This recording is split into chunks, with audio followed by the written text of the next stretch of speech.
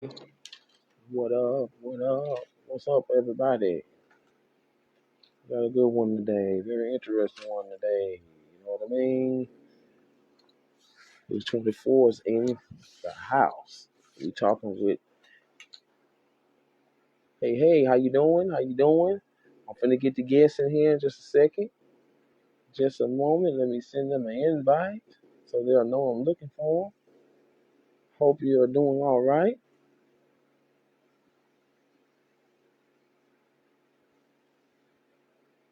Mm-hmm. Mm-hmm. Hey, Seth, I see you. Hey, Tina, how you doing, Tina? Good to see you, Tina. Man.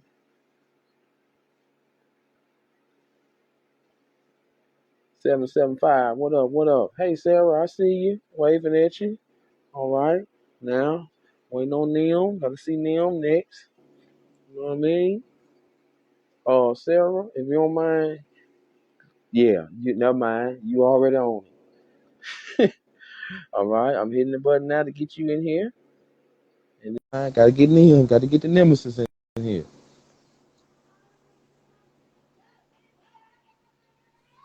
I'm on it.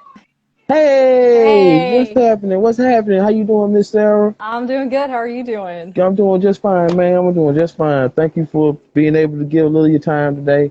I'm trying to I'm get Liam in excited. here now. I'm excited too. I got it pretty broke down. Um, had a lot of stuff to read. You know what I'm saying? So I'm Hmm. trying to get Yes, getting it together. You know, if you're an editor, you already know how it goes. You know what I'm saying? we got this. Yeah. You know what I mean? Let me get Lots of Liam in prep here work. now. Yes. All right. Okay. How's your day been? It's been really good. We got rid of a lot of stuff today. We dropped off a bunch of stuff at Goodwill, so Oh, really? Okay, okay. So you into them? So you do stuff like that too? Okay, that's cool. yes. That's Yes. cool. All right. Yeah, it was Okay, good to Nemesis, I clean out see some you. stuff. All right, Yeah. hit that down there, Neil. What's up, big homie? Hit that plus sign down there, Neil. That sign and get in We're here. So figuring I out the can. tech.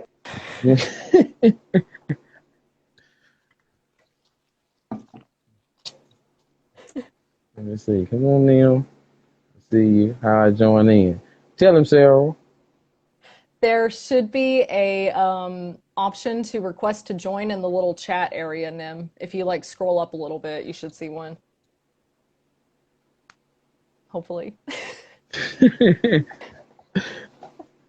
Oh man, can you see it, Neil?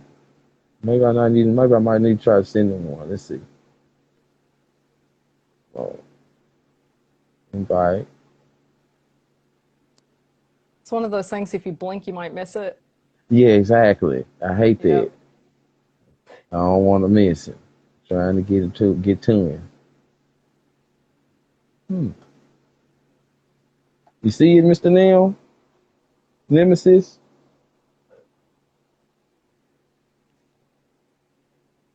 Watch the Hmm. ride. Hold on. You see, is it not a little camera thing with a plus sign in it on the bottom of your screen? Or is there a little figure with an arrow pointing towards his head like this? Maybe, Hmm. hopefully. Nim, I had to like scroll up through the chat. I think like after you join, it'll say request to join live video or something. That's true. That's true. Yeah, Yeah, that happens that's too. where I found mine. So, well, I'm gonna start a little bit because I want to give him a chance to get in here. I know it. I just know he can get in here. He got to. It got to. I believe in him. Um, anyone world's own Miss Sarah Butcher Hmm. and the and the person we're trying to get in here now, Mr. David Nemesis Howard. Um, I met them through ASAP Comics UK. Two Hmm. creators, writers, editors, and you both have major projects coming. Oh yes, Nim, you do need to be on the phone. Yes, that's what it is. Yes, yes, yes. Good one, Mr. Nim. Thank you, because I'm sweating over here. I didn't even think about that. I didn't even. That's me. My bad. Sorry. Well, just to break in a little bit, let some of the people watching now and the ones that'll pop in later, let them know what your role is. Yeah, so I'm the lead editor, and that means that I get to do all of the finding grammar edits and, after things go through Lori, she's our like big editor, you know. So she does the high level stuff and approves stories and things like that, and then they come to me for, I kill all the commas and everything and Okay, get the okay, finer details and all that. So it's a very okay. fun time. Yep. All right. So, all Yeah. right. So the way I did this is Hmm. I separated a few questions so that way I can just ask you a couple of things and Yeah. ask Mr. Howard a couple of things. So while he getting his phone, I'm gonna ask you one of the ones I have for you to Sounds start off. good. Okay. Yes. So tell me and the people watching now later, Hmm. how you were introduced to Any One World. Yeah. So how I was introduced to Any One World or Yes, ASAP? ma'am. All right. So kind of both. Okay. Yeah. Yeah. Yeah. Since I work with the main continuity stuff the most, I'll kind of talk about that a little bit. I came to ASAP because I am Lori, I'm LA Cunningham's critique partner. Okay. So so that means that she and I swap writing back and forth and critique our stuff and everything. So I came to ASAP through that. I was editing their book Points of Villainy and Points of Virtue. Okay. And I was doing it as Lori's critique partner. She was just sending me the short stories in the book, and I was critiquing them and sending them back. But then I got kind of into editing the stories. And Mm-hmm. then I edited some of Paul's stories for it, and he was like, "Hey, can you like come on and like edit for us officially and everything?" And I was like, "Why not? This sounds like a fun project." And so Okay. that is how I got suckered into this. Okay. And Yeah. what was your first project? So my first project, editing wise, was Points of Villainy, Points of Virtue, but writing, I am currently on that project, and it's Tales of POV Heather Moore. So I'm writing that right now, and that's a fun Oh, project. Yep. okay. Okay. Hmm. Um. So that actually was because I'm kind of in the middle of Hmm. we waiting on Mr. Howard with the phone. We still waiting on Yes. you, Mr. Howard. We here. That question and then the one I had right afterward, you pretty much rolled it on Hmm. out. Could you give us just a little snippet or what about what Tales of POV Heather Moore is? Yeah, so it is a supernatural police thriller, and I'm gonna go kind of like psychological with it and everything. Okay. It Okay. is about a police detective. She's working on becoming an inspector, so she's working on trying to get a promotion, but she is facing down a cult leader in this book. So Hmm. I love cults. I'm super excited to write that part of it. Yeah. Okay. Now what is Uh-huh. this about cult? What is this about cults? What tell me? I I'm love interested. Man, I love Colts. Yeah, I'm very interested. Like, I was raised in a very fundamentalist religious home and everything, and so that Okay. plays a big role into my interest. And I do a lot of work with religious trauma as a therapist, and Okay. so just super interested in that kind of thing, especially as it plays into writing. I love Hmm, it. okay. Yeah. Um, so now this is off the top of my head. I think I got this Yeah. wrote down somewhere, but it just make Hmm. me go to it. Yes. Do you have to have does a writer have to have Mm-hmm. strong emotions to be an effective writer or to touch the Hmm. readers? I wonder about that because I am a very emotional, pretty sensitive person, and I do think that that helps me in my writing. Hmm. I would tend to think if you want emotional writing, I would think that if you would want to touch readers, yeah, you would definitely have to have empathy at least. You need to be able to understand your characters' motivations and thought processes, and I think that's a little bit hard to do if you haven't experienced those emotions and everything. So I Okay. certainly think it helps. Yeah. Okay. Okay. hmm Um, does a big ego help or hurt a writer? Oh, I would say a big ego probably hurts a writer. I think that confidence is important. I think that you need to be able to be sure enough about what you're writing that you're comfortable pitching it, Hmm. and you can be really excited about your project and enjoy what you're working on. But I think that if you have a big ego and that if you're arrogant, then you're not going to be receptive to the criticism you need from other people to make your project as good as it could be. Okay.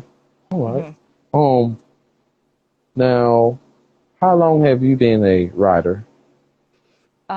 I have written my entire life. I don't All right. remember, well, as long as I've been able to like put words Yeah. together. Yeah, Okay. but yeah, so I don't think there's ever been a time in my life where I haven't been writing and making up stories. It's been like the staple, the consistent thing throughout my Okay. entire life. But I started doing it seriously. Well, I wrote my first novel in my senior year of high school. Hmm. And then I continued to write throughout college, but after I graduated from grad school, I had so much more time to really just delve into it pretty much Okay. like hours and hours a week. Oh, okay. Now, hmm and you pretty much rolled over that like the school because I was gonna ask about the school hmm and the college. So, hmm so did you while you was doing it in school and in college, like you already, I guess you already had in your mind that this is what I want to be. Like you already, that was your niche. Yes. Yeah, Okay, okay. And absolutely. then, hmm and so, how did you get so correct with the with the editing? Like, how did that break in? Like, you know what I mean? Yeah, I've always enjoyed editing to some extent, but I did, I'm trying to think. So I was a psychology major for my undergraduate degree, but I did a minor in English studies. And so Hmm. I got involved with some like advanced English courses and grammar courses and did an editing internship while I was in Hmm. college. And Okay. so that's where I learned how to edit. And then after I graduated, I was like, okay, I could totally continue doing this on the side forever. Yeah. Okay. Oh, okay. hmm So Yeah. like you said, confidence. You were very hmm confident in your work. Plus, Yes. you did it. Okay. Here we hmm go. Hold on. We got him. Ma'am. Got him. Come on in, buddy. Come on in here, buddy. Come on. Come on in here. Let's need it again. Boom. He's a coming. Bam. There he Hey, is. What's hold on. Let me. Oop, going on, there we go. guy? Oh, hold on. Hey, where you go, man? Come back. There you go. Sorry about Kind of. that. Oh man, it's all good, man. Yo, okay, now everyone watching now, watching later. This is Miss Yep. Sarah Butcher and Mr. David Nemesis Howard. You know what I'm saying? Now let me officially say I am very honored to meet both of you. You know what I mean? Uh, hmm while you was getting right, I had to, you know what I'm saying? I got the questions kind of separated to ask both of you because I know both of y'all do different stuff, but then again, y'all do some of the same stuff too, just in different areas. So, you know what I mean? I asked her a couple. So I'm gonna Sarah, you take a little break. Now I'm gonna ask Dave. I'm gonna ask Dave a couple questions now that I have for him Sounds too, good. cause let him go ahead and get in. So, Mr. David, uh, Yep. first of all, like I asked her, first question I asked her, how your day been, man? How you doing? How's everything going with you? You know what I mean? I'm doing good, other than the fact that I had to dig out my phone. My phone and I aren't real friends. So I had to Okay. install Instagram real quick and get everything set up. But hey, it's all good now, and I'm ready to roll, and I'm glad to be here. So, Hey, thank you, man. Thank you very much. You know what I'm saying? Because I'm very honored to do this and very glad to meet both of you as well. So, uh, let me ask you a couple of things right quick. So what was your thoughts when you know what I'm saying, you found out somebody wanted to interview and talk with you? it's it's surreal, to be honest with you. I got to give all the credit in the world to everybody at ASAP, and especially Paul. Um, Mm-hmm. I've been writing for years, but it was a situation where I would write stuff and just rip it up and throw it away. And I've been doing that for, gosh, 40 some years. And my wife was always yelling at me. She's like, you need to just put it out there. I was like, no, it's no good. And so to have anybody even look at it, let alone want to talk to me about it, is crazy. It's just very, very cool. And I'm very excited to talk about this stuff because I'm really excited about what we're doing. I think it's really cool. Okay. Well, we're just gonna jump right. Let's kick the door open. I want you to tell me about OPSEC. Tell me about that. Sure. It's OPSEC, which stands for Operations and Security. And OPSEC is two different things. OPSEC is going to be a comic book, a standalone title in the ASAP universe. And OPSEC is also part of the larger ASAP universe, which as part of a group called Level 8. And Level 8, for all intents and purposes, they're the bad guys behind ASAP. But OPSEC is a little bit different in that they're the front-facing group. They're investigators. They are paranormal. They're paranormal investigators. They're also people who fight and subdue threats. So they're kind of in this weird middle ground where they could do good things, but the people behind them are not so good, you know? So, and the agents that work for OPSEC, most of them have no clue that the larger organization they work for is not a good organization. So the first arc of OPSEC, we have written the scripts. We have an artist who's starting to draw it. And it's going to follow the smaller arc, which is 4 issues, and then the large main arc, which is going to be 13 issues, follows what happens with people with powers who channel those powers through objects die. What happens to those objects, and why are those objects important? And it's going to be a whole investigation, and it's going to follow these 2 main OPSEC agents.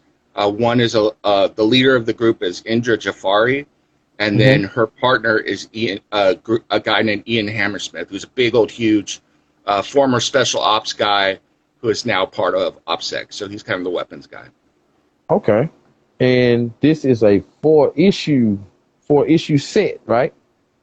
The first arc, like mini arc within the larger arc, is 4 issues. Yep, and those 4 issues are going to be out next year. So okay, I was about to say then 2022. Okay, so and actually, you say next year. Would you happen to know what month, or is that still in process? No, that's still up in the air. Okay, like I said, we have a great artist who came on board, Mateo. He's from Argentina, and he's going to be drawing the comic for at least the first 4 issues he's agreed to. And I would imagine that we'll probably get the first one out sometime, this spring, but don't quote me on that, so I could already see Paul going, Dave, don't commit to anything. So, so I don't know. Okay. You are a consultant. Is that right? Comic consultant, or is it just consulting? Besides writing, I'm the comics editorial consultant for ASAP, for the Anyone World for ASAP. So.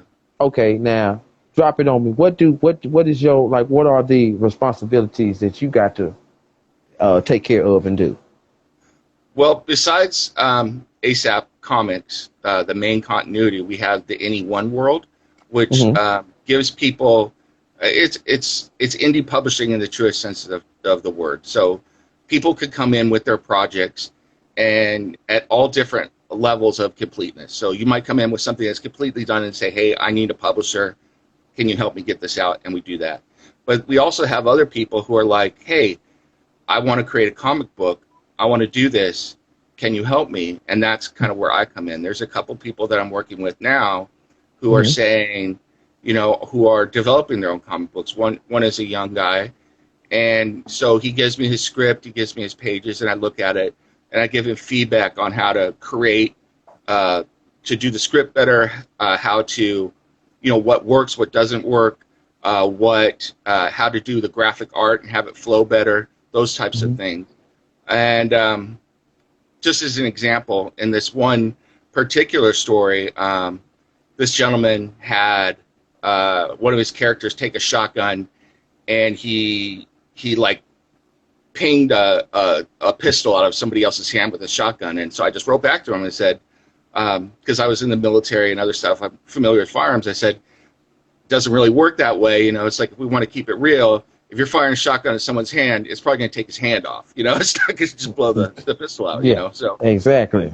Yeah. So it's just helping with that kind of stuff. Also helping on how to craft and build the shared world. So I'm definitely involved with that, with the main continuity as well. But all four of us are. So, and a lot of that is I still work for Comic Crusaders doing comic book reviews, and then I'm just a comic book nerd from a long time. I've been reading comic books since 1978, so you just enjoy that. Okay. And Sarah, do you have what type? Do you collect comics? Are you into comics or anything like that? Pop culture? So I'm more on. I'm definitely more on the novel side, like the narrative novel. I don't exactly know what word to say for that. Not as much into the graphic novel area, I guess. But I really I grew up on manga, so that's kind of the graphic novel that I've been reading. But but less like the Western comics. Although there's still time. There's still time to convert me. Yeah, I mean, you got to, whatever, it's whatever, you got so much to pick from now, you know what I mean? Oh, yeah, absolutely. Okay. This Plus, is a question. I think the thing we're all learning together, Lori and Sarah and Paul and I, is that you don't have to have 40 years of experience in comics to either make comics or enjoy it, and bringing all those different backgrounds makes for better storytelling, and it appeals to broader audiences. So. And I think it's a good mixture because I have more experience with other types of books and other types of writing, and so I can edit more of the short stories and novel formats and everything. Okay. And rip apart my writing, which we won't even get into that. So. Okay. Now he's a great writer. This is a question for both of y'all. Is writing energizing or is it exhausting? Nem, you want to start? Sure. Depends. When it's really going, it depends on what kind of writing I'm doing as well. For me, comic book writing is, I'm not going to say it's easy, but comic book writing is easier for me to get out on the page because when I write, I see everything in my head like a movie. And so it's kind of like writing a movie script, for a comic book script. And that's easier to do. It's just I give I set the scene and then do the dialogue and get it out there. Versus writing a novel or a short story or whatever, you have to do that narrative. And that could get a little bit repetitive, as Sarah can attest to. Sometimes I start using the same words and I got to come up with new ways to say things and stuff.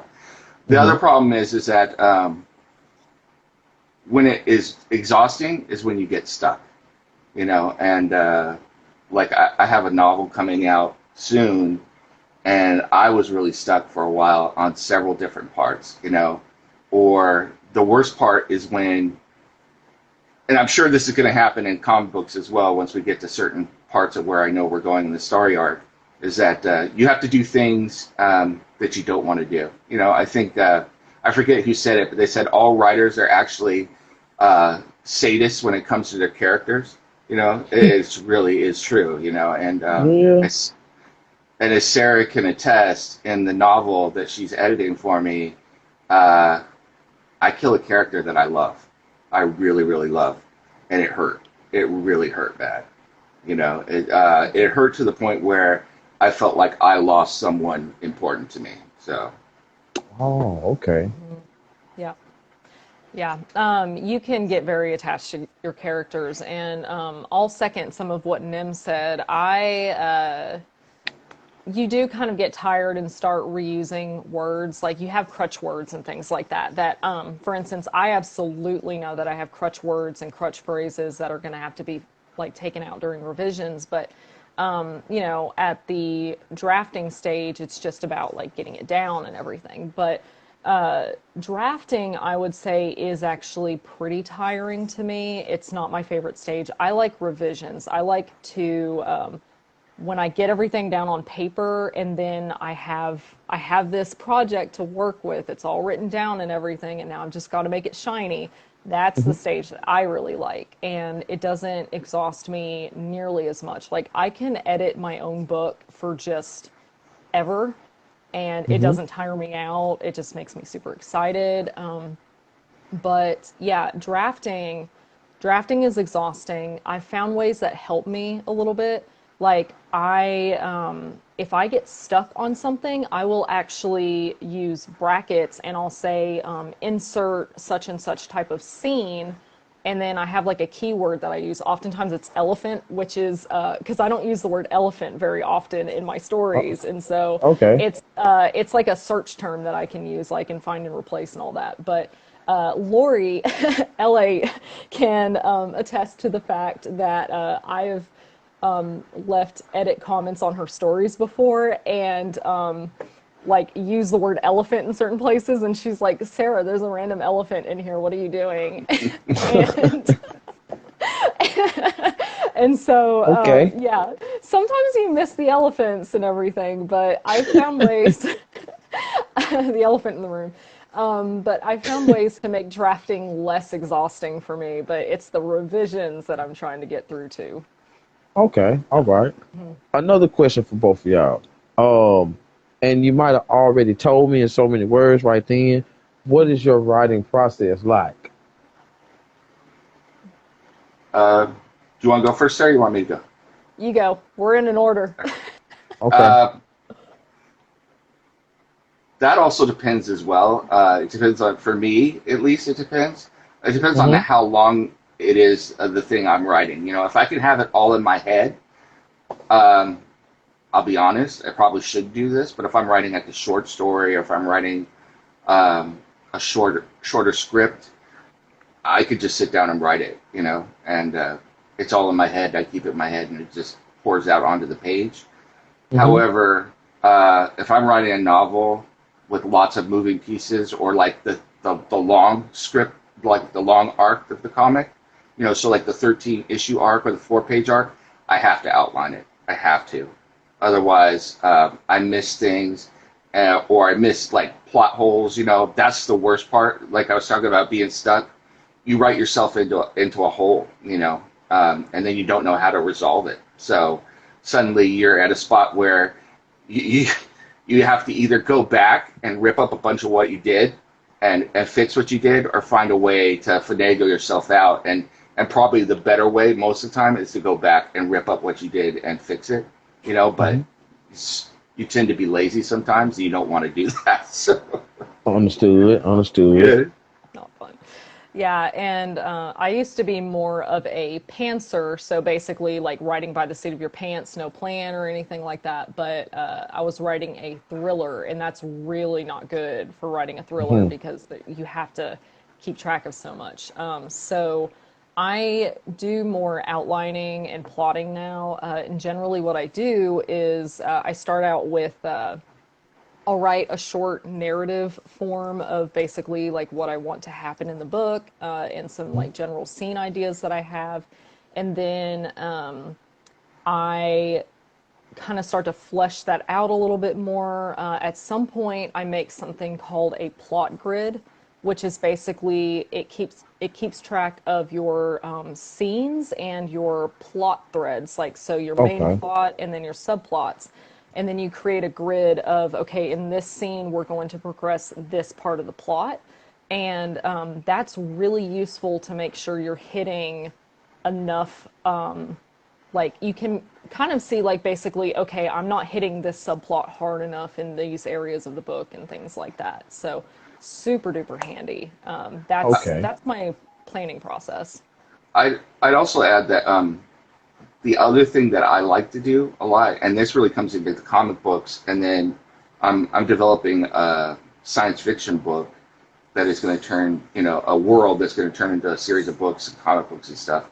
I love to do world building, Mm-hmm. and it's a little bit indulgent, but I enjoy it. This science fiction world, that, for instance, I just sat down last year and started writing the history of this world, and I've written like 100 pages just in the history of what was going on and the technology and stuff like that, Yeah. just as reference material for myself. So I guess that's a different kind of preparation for writing, but that's one Mm-hmm. I really like to do, and that's kind of similar to comic books as well. So for OPSEC, for instance, we've already started where we have the OPSEC Bible for reference by all our writers and artists and everything, that tells you what is the backstory of all the characters, what do they look like, what is the technology that OPSEC uses, where did that come from, how does it work, and you may never see any of that on the page, but you have it there in your mind to reference and use if you need it. So Hmm. Okay. Right. Now, I already asked you, Sarah. I'm gonna ask him and see what his answer gonna be. Uh, do you?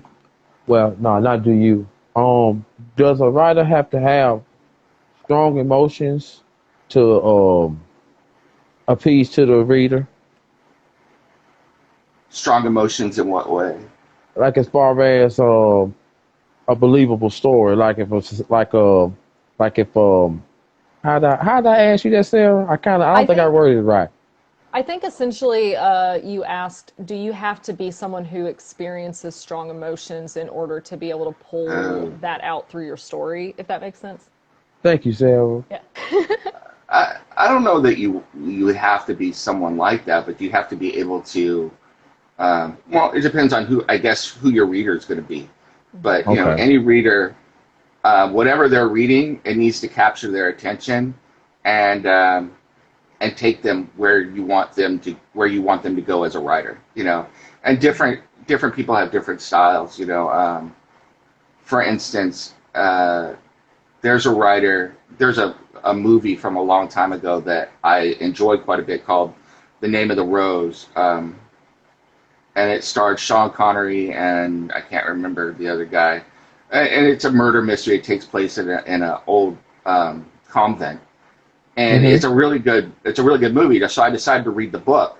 I couldn't get through 20 pages of the book. Literally, the author, this guy was in love with details, and he spent the first 15 pages of the book describing one tapestry, and I was just like, I'm out. I'm tapping. I can't do it. So it's like, Okay.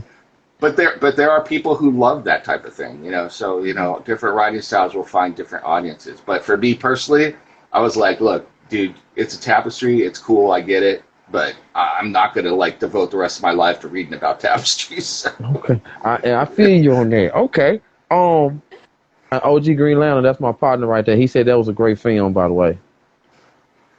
Cool. Uh, Question I'm gonna ask both of y'all. Back to both of y'all now. We'll start with Sarah and Hmm. Nim. You finish. How Okay. important? How important is originality? Ooh.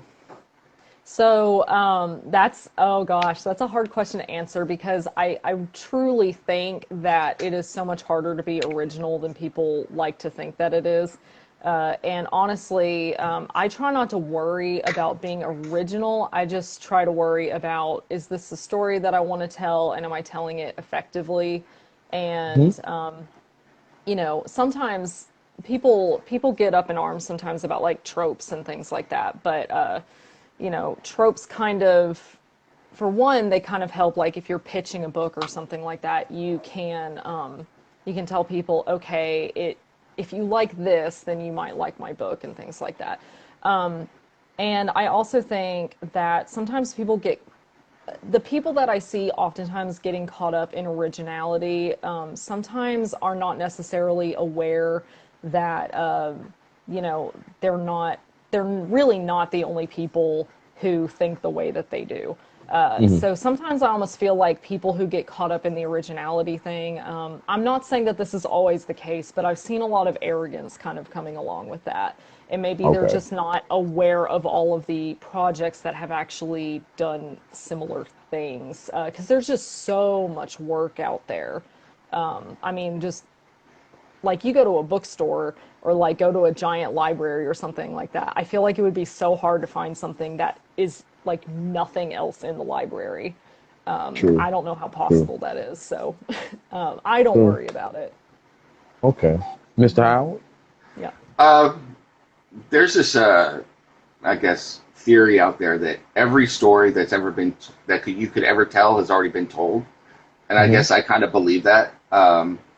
I think the thing is that you try and do your own original spin on it, or you Mm-hmm. try and, like Sarah said, tell your story. That doesn't mean that the kind of story you're telling hasn't already been told, because it probably has, in one form Yeah. or another. Um, but as long as you're not ripping someone off blatantly and taking, exactly what they're doing, I think Hmm. that's the important thing. So, for instance, when people ask me to describe OPSEC, I tell them it's kind of a combination of the X Files and Bureau of Paranormal Research and Defense from the Magnolaverse with Hellboy and Hmm. stuff. Yes, sir. And those are two things I love, and so I kind of combined those two things and put my own original spin on it, and we came up with Upset, you know. And then I borrow things from my own experience and put them in there as well. So I used to be in the military. I've been around government types and stuff like that. So I lean heavily on that. But anybody who reads it is probably going to say, "Hey, this reminds me of X Files," or "This reminds me of that." It's like, does that mean that it's unoriginal? No, but it does borrow, in themes and stuff like that. And I think Okay. that's the important part, because even if you look at X Files borrowed off something else, and that borrowed up, and we could go Mm-hmm. back and that is a whole long discussion. But yeah, Yeah. Just don't Okay. plagiarize. Just yeah, don't yeah. Yeah. steal. Yeah. That's Yeah. that's right. And that goes for like even could I even and I'm asking y'all this, could you even use that like for people that write music? Same thing? Oh. Absolutely, Mm-hmm. Okay. Yeah. absolutely. Okay. I would Just think. wanted to make okay, just Yeah. wanted to make sure. All right. Question for both of y'all again. Start with Mr. Mm-hmm. Howard and Sarah, you finish it. How does a finished published product does it hold on, let me answer it again. Does a finished published product change your writing process on the next project? Mm-hmm. You definitely learn things as you go along. You learn what works for you, what doesn't, your writing style. Um, Getting my book edited by someone who is good at editing has helped me, because it's Hmm. definitely shown me what my problems are. So I'm trying to be, going forward, more cognizant of that as I write, so that Hmm. the next time I ask somebody to write something, they don't have to like spend 20 years going through all my mistakes. So, um, for instance, one of uh, my wife calls it verbal diarrhea. I'm sorry for the phrase, but I love to just get going and just start talking and talking and talking in my writing, and it drives my wife nuts. My wife loves me to death, but she doesn't like to read a lot of what I write. She's just like, because she's not really interested in the subject material that I write about, and B, Okay. she's like, you just you love to go on and describe things in detail. Not as much as that tapestry guy, but I like to do that. And so, I become aware of that in the editing process, and everything is like, sometimes 5 words is fine. You don't need to use 15. So, those are the kind of things I think you learn. And then, but I would push back and say, I don't know. I have to wait and see what happens. But critiques and stuff like that. Depending on what critiques are, I would imagine you probably take that to heart as well. As well as the positives. Probably more so than the positives, because that's only going to help you get better at what you do. You know. So Yes, sir. Yeah. Okay. Yeah. And I haven't had any books published yet, so I can't speak to that necessarily. But you know, kind of what Nim was saying about like critiques and everything. I have my not anything with ASAP, but I have one of my personal projects out with beta readers right now. And it really does make a huge difference to your writing process. You do kind of get to see a little bit more of what your weaknesses are and everything. So, for instance, one thing that I've struggled with in the past is that I don't like spoon feeding readers, but then there have been times where maybe I don't make things quite clear enough. And so finding that balance between not just like throwing all the information at readers and letting them make their own assumptions about characters and everything, while also giving them enough information that they're not confused as they're reading. And so, yeah, but my project is with beta readers right now, and yeah, you really get to see a lot of, you know, you have to be okay with the fact that you have weaknesses as a writer, and I think this is where the ego thing comes in. You have to know that, like, no matter how much editing you do prior to your beta readers and editors getting their hands on it, you are going to miss things, and we are not perfect people, and we are not an island when it comes to making a shiny project that's ready to go out into the world. You know, we're just people. We're going to make mistakes. And so try not to take it personally, you know? Yeah. I think the other thing is that a lot of times, at least for me, what makes sense in my head as I put it out on the paper, someone else reads it and go, what the heck are you talking about here? Yeah. You know? And it's like, oh, no, it makes perfect, you know, it's like there's two ways to go there. You can either be defensive about it and go, no, it's perfect. I said exactly what I want, to be like, I guess I need to rephrase that so what's in my head is actually on the paper and someone can understand it. Because, you know, if they can't get in my head, once that it's on the paper, it's in their head now. So Right, okay. You have to make sure it's like translating. Like it's almost like making sure that you're both speaking the same language throughout the book. Okay. Okay, now let me see how I want to ask this the right way. Let's see.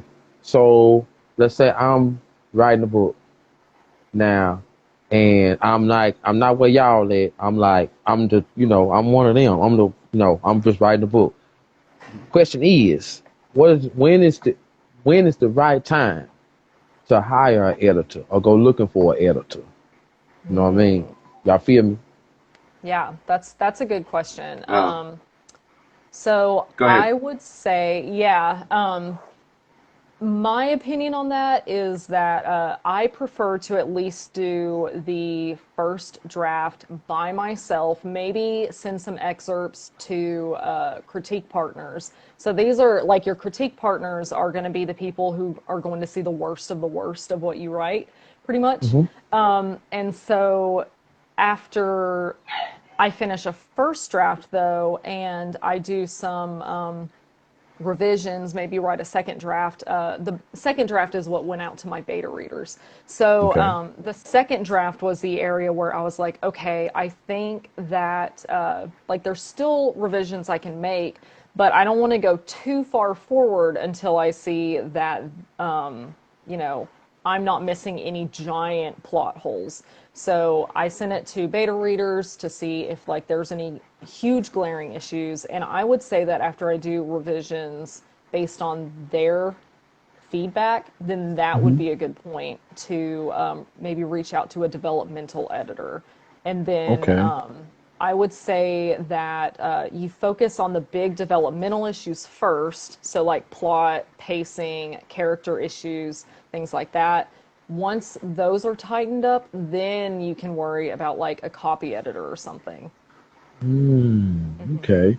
Now y'all, I'm already was a believer, but like now I'm like really, really a believer because the way I structure my questions is like y'all just punching them one by one. It's like you already answering the next one. So, boom. Okay. Y'all answered that. Hold on. Anything you want to add to that, Mr. Howard? I I would say, just to add a little bit or a little bit different for me, I'd say the most important thing before you even think about getting an editor is just get it down on paper. So Hmm. many Okay. people have a great idea, or they outline, or they write the first 10 pages, and I'm guilty of this. I can't tell you over the years how many books I wrote and then flushed it. I wrote the first 20 pages or something, and it's like, Uh, no one is going to read your book if you don't put it on paper, you know? Yep. true. So the Yeah. first thing, that most important part for editors or anything else, just write it. Just do it, Yep. baby. Just do Yeah. it. You got it. You got And it. yeah, it's like, and I'll be honest, it doesn't matter how good it is or what form it's in. The first draft of the novel, I had stuff in there like, I'm writing and I'm just like, it was like stream of consciousness at the point. I was like, I don't know what the F I'm doing here. Where's it going? It's like, and that got taken out eventually, but it's like, you just get it on paper and get it done and then Yeah. start going through the process. But Hmm. until you get that story down on paper, it doesn't exist. So that's the biggest, or in your computer or whatever, but Hmm. that's the biggest thing. And that's the biggest step.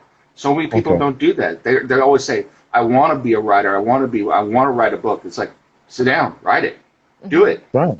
Right. Right. And Now, literally, like, oh, sorry, go ahead. I'm sorry. No, you go ahead. You go ahead. Come on. Come on. Oh, Go ahead. yeah. I just wanted to second what he said. You cannot edit a book that is not written. And one of the main things that I see beginner writers just really struggling with is they rewrite the first couple of chapters over and over and over. And that can be a problem because especially if you're starting out and you don't have like an outline of what you're doing, Mm-hmm. Mm-hmm. what I have found is that the beginning of the story may very well change after you finish the full book. And so if you're Mm-hmm. sitting there rewriting the beginning, and you don't even know where it's going to end and everything, then you're causing a lot of work for yourself that's just very unnecessary. And so, if you are somebody who just kind of wants to like get through a draft without outlining and stuff, it's a lot better to go ahead, finish the draft, like do your discovery writing thing, and then you can go back and fix the beginning when you know, okay, this is what I'm leading up to, because it's going to reflect the ending, you know. Yeah. Once you know the full character arc, it's a lot better. So just write it, stop editing yourself. and Okay. and Okay. and I guess the only other thing I'd add is, you're a writer. Don't be Hmm. afraid to write. Don't be afraid Yeah. to change. Mm-hmm. The novel that's coming out, it had a different ending before, and a Hmm. different person died, and that was all in the outline. And as I was writing it and doing it in that very first draft where you're just getting it out, I was like, Mm-hmm.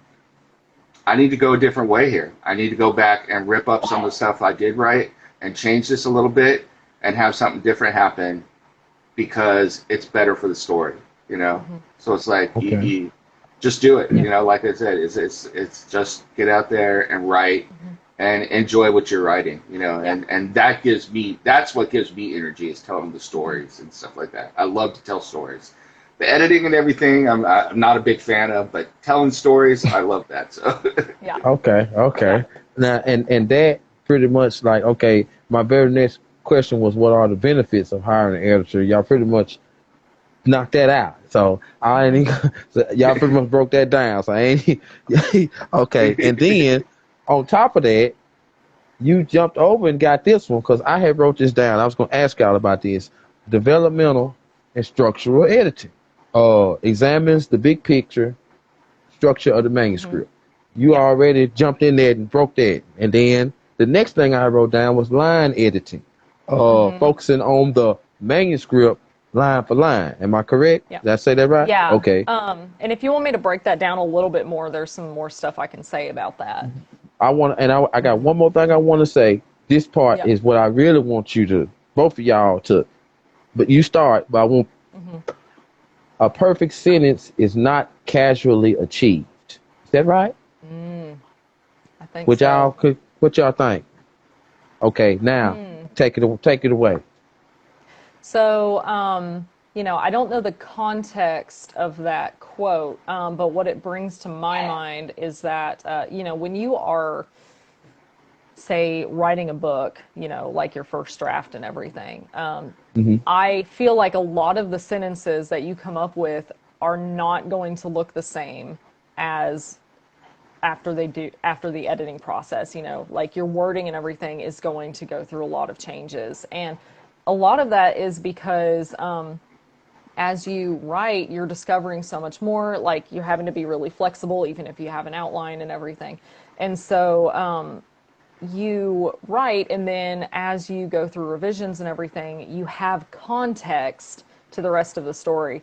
And so my thinking is that as I'm combing through each sentence, I'm thinking about, okay, what is the context? What within the sentence needs to be removed or altered in order to, effectively basically connect to the rest of the story and tell everything that needs to be told about the characters and the setting and the mood in as concise a way as possible, if that makes sense. So Yes, I ma'am. definitely wouldn't say that's a casual, easy thing to do. Okay. Yeah. And Mr. Howard, about you? Um, I I think I hear what you're saying with the sentence. It's like there's another book right now, an anthology for ASAP main continuity that is just going through the first edits that I wrote for Level 8, and it's a series of short stories. And L.A. Lori is editing that, and she comes back and she'll say, I need more detail here, and that's where I come like a challenge. I'm like, oh, you want some more horrifying, gross details? Okay, I'm a writer. I can give that to you. So it's like, bam, bam, bam, bam, bam. There you go. How do you like that? So and that's kind of the way I take it. It's like, okay, well, if you want more, I'll give you more. But at the same time, at a certain point, uh, I'm a perfectionist in a lot of things, but Okay. at some point, you gotta let it go. It's Mm-hmm. like otherwise it'll never be done because you'll be constantly revising it and trying to craft the language just right and everything else. So Yeah. at some point, you got to be like, this is it. It's going out, and it is what it is, and people need to look at it now. It is what it is shouldn't be like it's half done. It is what it is. It needs to go out. It should be it's 99.999% done. But you know what The I'm Hmm. saying. absolute So best that you can. Yeah. yeah. Okay. Hmm. Okay. Yeah. Um. Now this one right here, I'm pretty sure it's probably the simplest thing I could ask you. Proofreading. How important is proofreading? Uh, Oh. for me, it's incredibly important because yeah, I am a computer scientist by education. I'm a Mm. writer by what I do now and what I love, but no one has ever accused me of being an English major. My wife is an English major and a teacher, Uh-huh. and I know enough to be dangerous, and that's about it, But you want to tell me it's like what is a participle and what's a? I'm like, yeah, you're speaking Greek to me now. It's like you tell me where it needs to be fixed, and I'll go in and fix it. But I don't know. It's like commas are my worst enemy. Where commas should go. I'm just like half the time I feel like I'm just got a comma shotgun. I'm like comma here, comma there. You get a comma, you get a comma. Everybody gets a comma. So it's like, Okay. Yeah. Yeah. Miss Oh gosh. Miss Sarah, what about you? Oh, I mean, as an editor, you probably know what my opinion is on this, but yeah, I think if you're going to publish it, yes, please proofread or have somebody else proofread it, and preferably don't proofread it on your own. Even as an editor, I miss things in my own book, because like you're too close to the project, and so of course you're gonna miss stuff. But yeah, I think for publication, majorly important for the writing process and just like general revisions before it's like to an editor prior to publication. I wouldn't put too much work into that until you get all of the developmental kinks sorted out. But yeah, Mhm. but before you hit publish, please proofread as much as Proofread. possible. Yeah. Okay. I Yeah. had to get that now, you know what I'm saying? Let's see. I found this statement, and it stuck with me. You know what I mean? A good editor is like a coach cheering you to the finish line. Hmm. Would you both agree to that? I hope Because he Nim do. agrees. Because it go for both ways. You know what I'm saying? This is kind of the perfect scenario right here. A good editor cheering you to the finish line, touchdown, Hmm. home run, 3-pointer at the buzzer. I don't know Um, about coach, but definitely cheerleader, I hope. Yeah, that's what Yeah. I Hmm. guess that's the best way to say it. Cheer Hmm. you to, but because like if he create, you edit it, and then like he Hmm. said, if he make a mistake, just tell him or show him where it's at. So it's Hmm. almost in the same folder. You know what I mean? So Hmm. Yeah. I just wanted to, make sure that it was meant like it's meant for the right meaning. You know Hmm. what I mean? You know what I'm Yeah. saying? So Yeah. I think, Mr. High, go ahead, go ahead. yeah, I think I don't know if it would be a coach or even a cheerleader. It's almost, I mean, I say this in the most platonic way possible since Sarah's editing a lot of my stuff. I work with a Hmm. couple editors. It's like a relationship, to be honest with you. Hmm. It really is, Mm-hmm. and you have to trust them. Hmm. Um, Mm-hmm. if you don't trust your editor, then you're not going to take any of what they're saying to heart. But you have to trust them enough, and your editor has to have a good enough relationship with you to be brutally honest when they need to be brutally honest. Hmm. Mm-hmm. So, Yeah. because if they're not, then really the whole editing process is being wasted. Yeah. Because Yeah. yeah, Hmm. Hmm. I, I I, I, completely agree. Go yeah, ahead. I, I was just gonna say, I need you to, if something stinks, I need you to come back and tell me, yeah, this sucks. Hmm. You need to pull this or rework it or whatever. Because if you Right. don't, then the only thing that's going to happen is it's going to go out there, and then the reader's going to read it, and they're going to be like, this sucks. And then, not to say that we're doing this for money or whatever, but your book's not going to sell, or it's going to sell Hmm. once, and then no one's going to read what you want to read, what you write ever again. So Yeah. Yeah. Okay. And kind of to add to that, I definitely think it's a partnership. And the reason I don't necessarily love the coach analogy is I feel like that says that there's some authority that the editor has, other than you have the authority of, hey, I should be credible in this space. So, like, you have authority in that sense. But generally, like, the editor doesn't have authority over the writer. Like, the author is the authority on the manuscript, but the editor, should be able to point out potential weak spots, and obviously grammar can be a lot more black and white, but things Mm-hmm. like word choice or developmental stuff, if I point something out as, hey, Nim, I think that you should make an adjustment to this, he has every right to reject my suggestions because in the end, it's his project. And so I don't have any authority to say, like, you have to do this. or So, yeah. I would just add, like I said, Sarah's working on one of my projects right now. There's a couple times where she made suggestions, and I just took them and made the changes. But there are times when Hmm. when I went back and said, no, this is what I'm thinking of doing here, Hmm. to give it back to her to sit to think about, and then, I'm sure she'll look at it and be like, okay, I see what you're trying to do, but maybe we do it differently, or I get it Yeah. now, or whatever it Hmm. is. So Yeah. Okay. Yeah. It has to resonate with the writer in the end. Okay. So Hmm. also,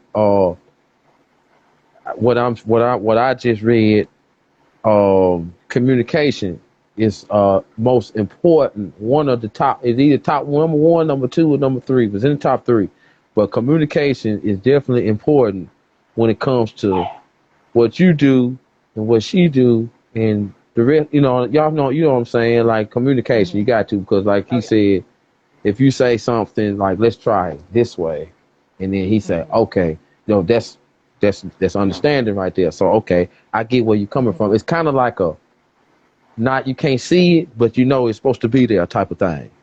If Hmm. y'all yeah. feel And what it's I'm like saying. Oh, going back to what you were talking about in, you were making an analogy about music.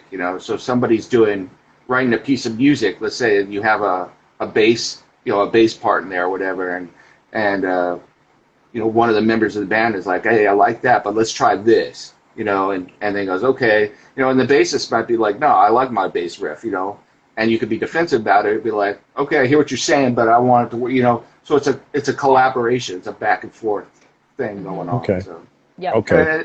and that's the art part of it, Writing is art too. So. Yep. Okay. Now let me. Now I have the 3 friends. They all told me that they want to create their own. What we talking about? They, you know what I mean? Like they want to create their own comic book, or they want to create their own short story, or whatever. Right? Now, out of us 4, I know I'm the one that's telling them, hey, just try, just get started. You know what I'm saying? What can you two tell me to let them know, hey, go on and get started? You know what I'm saying? What's some things that for the upcoming writers, like y'all said, if you don't put it on the paper, you ain't gonna never know you have it. So like, is there anything? This just a out the blue question, out the blue type of thing right here. I still got a little bit more for y'all. So, but yeah, help me out with that. I got 3 friends, man. Y'all, what can y'all tell me? First thing I would say is anyoneworld.com. Come over here, bring us your stories. So There it is. It's there. I got it at the bottom. It's pinned. Yeah. I got it there. The second thing I would be like, whatever your idea is, write it down. Start small. Start with a paragraph describing what your idea is. So, for instance, the novel that Sarah's editing right now, the idea for that came one day as I was watching the news, and I was like, if the devil wanted to make us all turn on each other, how would he do it? And that's how the story came. And then I wrote the first paragraph, and then it just grew from there, so just write, build it up, and then, get it out there and get it done. And then get it to somebody and start developing it, and that's where Any One World comes in, Sorry to plug that, but plug, get that done and then get it to somebody to help you get it and live your dream, Okay. Yeah. And Sarah? Yeah, absolutely what Nim said. I mean, honestly, you just got to do it. You just got to write it. And I would also say, write down the idea, just like a couple of words about it or something so that you don't forget. And I write on Scrivener, and one of the reasons that I enjoy it is because if I get a scene idea, I can just write a little a scene, and then I can't, well, not the whole scene, but I can write like a little summary of a scene, and like I name the scene or something like that, and then I can like change the order that they appear in, like on the little index cards in the app. And so things like that are really handy for just literally brainstorming, or like carry a little notebook around for ideas and everything. Yes. But yeah, really, when it comes down to it, you just got to kind of do it.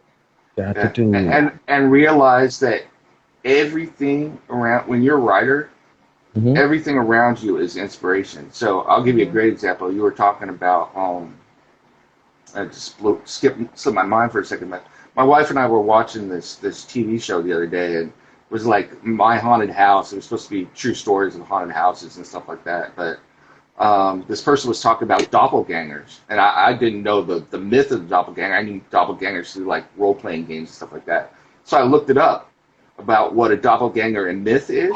I was like, yeah, I'm stealing that. I'm using that. That's going to be part of OPSEC eventually. So there will be. I will take the traditional myth of the doppelganger from Western Europe, and I'm going to use that. But it's like that was 9:30 at night. I'm just hanging out with my wife watching TV, and then I saw that, and it just something clicked in my mind, and so I made a note. I was like, yeah, German doppelgangers. I'm taking this concept and I'm building on it. So yeah, and he said something that reminded me of another thing that I wanted to add in there. And there's a phrase, write the book you want to read. And I think that is so accurate because it is really difficult to get up motivation to write a book if you're really not interested in the content. And if you're just completely not interested in the content, maybe it wouldn't even be something that you would come up with. But, that doesn't mean that it's a sustainable, like even if it's exciting at first, it may not be sustainable for you. Like it may just not be interesting enough. And so I have found that like this project, the personal project that I wrote over the last year, it was very much like exactly the kind of book that I would want to read, and it was incredibly easy to write it in comparison to pretty much everything else because I was just obsessed with it. I was so excited about it. And so, you know, if I think that you should like listen to those whims, and if there are things that you really like in your stories, then think about, is there a way that I could incorporate this into my book? And doing that will probably make it a lot more fun to write. Okay. Yeah. Okay. That's great definitely true. advice. That's great advice. And some advice for me, because I like to write. I was telling me and Mr. Paul was talking yesterday about a couple of things, and you know, I like to. I've always been good at rhyming, poetry. You know what I mean? Is there any tips that both of y'all could give me as far as for me to sharpen my skills as far as writing? You know, like say when that mental block come, I've always heard one of my favorite writers, named Ghostface Killer. He said that just put it down. When you get that mental block, he said just put it down, go watch TV, go get something to eat, go for a walk, take your rest, come back to it. And then maybe come back to it the next day. You know what I'm saying? And I was like, you know, that makes sense because you're giving yourself time to reprocess. You know what I'm saying? I know both of y'all know about that. So is there any tips that you could give me as far as just being better with my pen when I write and turning a rhyme into maybe a story? Nim, you want to go first? Well, sure. I think the advice about walking away or doing something else is really, really true. Do something to take your mind off that particular project so that your unconscious is chewing on it, you know, because even though you don't know it, your subconscious is working on that project, you know. So I'll either go play a video game or go read or I'll write on something else, you know, and meanwhile the brain is still chewing on whatever it needs to chew on, and then suddenly it'll come to you. The other one, as far as getting better at writing, it's just practice. It's just practice. Just keep writing, you know. The more you do it, the better you are at it. It's like anything else, you know, and it just comes more naturally. I know that the first time I wrote a short story, it took a while just to get the first draft out because I was sitting there trying to make everything perfect and doing everything, you know, putting all the stuff in my head and everything else. And now it just comes much more naturally and it flows and you have your style down and stuff like that. So it's just that idea, just get it out there, keep writing, and the more you do it, the better you'll get at it. So, yeah. Okay. Yeah. Miss Sarah? I definitely agree with the practice, and also as far as like if you're stuck or if you have writer's block or something like that, there's a couple ways to deal with writer's block, and one way would be to go and like take a walk or something like that. A couple other ideas are like, say if I'm working on a novel and I'm stuck on a scene, I will write down like just a little almost like a little journal entry or something of, okay, this is what I'm trying to get out of this scene. This is my goal for this scene. And then think about if there's a way that you can adjust the way that you're writing in order to meet that goal or express that idea. And so sometimes just journaling about, okay, what do I want to do here? That is a really great way to brainstorm. Or, you know, sometimes if you have writer's block, say specifically with a novel, what can be happening there is that you've written yourself into a corner that you don't know how to get out of. And so sometimes you need to think about, okay, do I need to go back farther? Like, what is actually not working here? Like, writer's block is oftentimes, I've written myself into a corner and I need to get out. Okay. I had never thought, thank y'all for that. I never think of it like that. Okay. Okay. And one extra piece I want to add on to that also, uh, it change the scenery can be important too, right? Like Hmm. go somewhere where to go, like go to the park for a little while, get my notebook, Hmm. or maybe go when I'm at work and I go on break, go in my car, write a little bit. So can Hmm. change the scenery also give you a boost? Yeah, I think so. Okay. Okay. I oftentimes don't change my scenery because if I start that, I will never end because Okay. ADD, but very much. So I try to be as consistent as possible. Otherwise, I'll just get too confused. But for a lot of people, that makes a big difference. Okay. All You know, right. it's gonna sound really weird, but for me, the thing that helps me get past or get in different grooves for things I write is music. So Mm-hmm. I Mm, have different music that I listen to, and if one piece of one type of music is drying up, I've got different playlists. I'll put on a different playlist and see if that gets me going. So it's like, Yeah.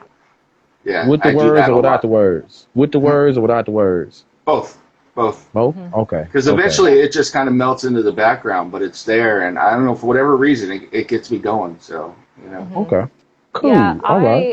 I do the same thing. Usually, if I'm writing and I'm using music, oftentimes I'll do white noise. But if I use music, then I will oftentimes use instrumental. But I Hmm. do also use lyrical if I am, in a non-distractible enough mode, and I need Hmm. inspiration. But then I also, especially with fantasy novels, I will use like forest sounds or beach sounds or something like that that matches the setting and helps me get more into the Hmm. location in the book.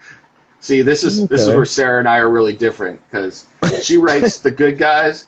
Meanwhile, I'm writing the bad guys, and when I write level 8, I've got something called level 8 playlist on Spotify. Hmm. Metallica, Scorpions, AC/DC, Quiet Riot, Yeah, that's. I Hey, Nine Inch mean, Nails. it totally depends on the project. Yeah. Absolutely. Yeah. okay. Because I've Okay. got got other projects that are a lot more intense than the forest sounds. Okay. So we done broke down a whole lot. So now I would like to ask both of y'all. We'll start with Sarah. Mr. Neil, you finish it. Since y'all have started this journey, and now things have been published, things have been edited. You're seeing the product going, and it's going very well. What's something that you have learned about yourselves that you maybe thought about and be like, dang, I done got real good at that, or wow, you know what I mean? Like, you know what I'm saying? Not brag on yourself, but be something that made you proud of yourself. You know what I mean? Through all this that y'all have done, consultant and all that, and editor and all that you do. You know what I'm saying? Like, what's one or two things about yourself, being real transparent right now, that you are just proud of yourself about, and you ain't got no problem on telling nobody. You know what I'm saying? I'm going to be right back. I'm going to go close my window because there's a dog outside barking. So, Okay. I was wondering where that dog was at. I thought that was yeah. somebody's little dog. Okay. No, yeah, I'm sorry about that. Hold on. That's what he's proud of. He's gotten rid of the dog.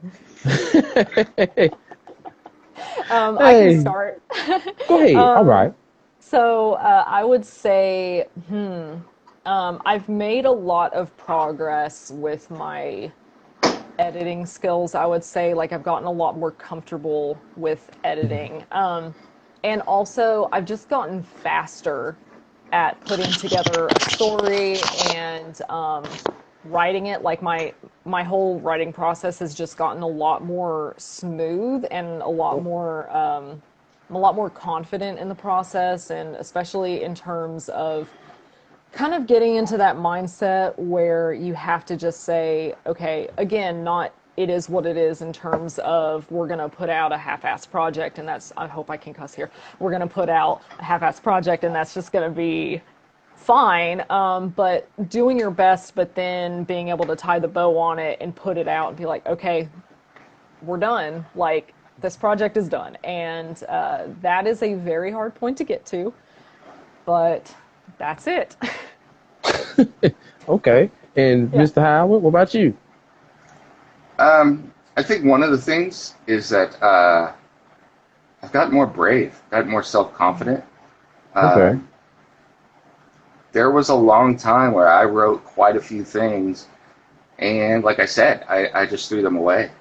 In fact, the novel that Sarah's editing, um, before I decided to go ahead and publish it, I was one minute away from just hitting delete on it, and my wife stopped me, and it was done. You know, so this was a ton of work. So it takes a lot to put it out there. You know, Hmm. it takes a lot to put it out there and have people write your stuff. It takes a lot of self confidence. Um, so yeah, I think that's the biggest thing that I've gotten through all of this. And it's not something I did by myself because there's quite a few people that have been very supportive. You know, Hmm. um, Yes, sir. and I've already given a shout out to Paul. I give a shout out to the CEO of Calm Crusaders, Al Mega, is another guy. Hmm. I make. There's yeah, but there's quite a few people that have been a part of that, and and then you come to believe, and people start reading your stuff. You're like, this is good, and that builds up your belief, So yeah, so it's like still, if you ask me, a lot of times I'm my own harshest critic, So I'm Hmm. like, yeah, this is not good. And people are like, yeah, you're crazy, or like Lori L.A. Cunningham is one of those people.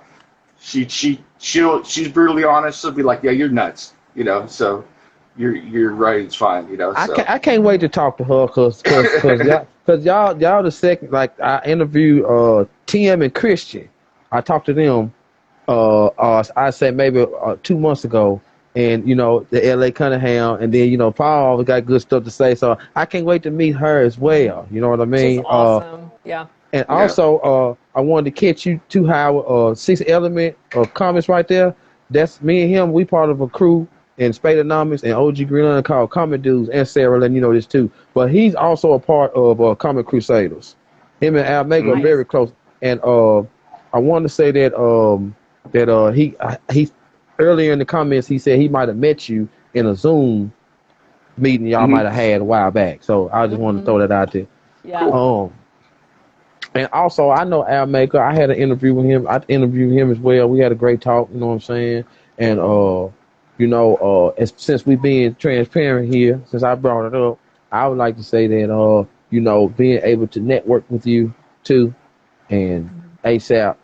You know what I'm saying, Mr. Paul, of course. You know what I mean, and getting to know everyone and how y'all do, it's very inspiring to me as a podcaster or interviewer or whatever you want to call me. I still feel like an amateur, you know what I'm saying, up and coming. I've been doing it for like 3 or 4 years. I done had different little scenarios, you know what I'm saying, but like this basic right here, it feels Mm-hmm. the best, So I just want to say like, thank y'all. This ain't the end now. I'm just saying this my where I want to say thank you. You know what I mean? Cause Yeah. just what Definitely. y'all do is amazing. I mean, like like I said, lead editor, and he the consultant and all the other stuff he do, and it's like um people trust y'all with they like I don't want to say like lives, but they trust y'all with they personal life thing coming out their head. You know what I'm saying? Yeah. I Sure. think I'm saying that right. Am I saying that right, Yeah. y'all? Yeah, I definitely. totally get what you mean. Yeah. Okay, Yeah. okay, It's a cool. lot. It's very scary to have your book babies or your projects that you put your soul into passed off to other people. It's very scary. Yes, Yeah. So, yes. but that's what all this is about. I mean, Comic Crusaders is the umbrella tent, but let's look at ASAP Comics in any one world.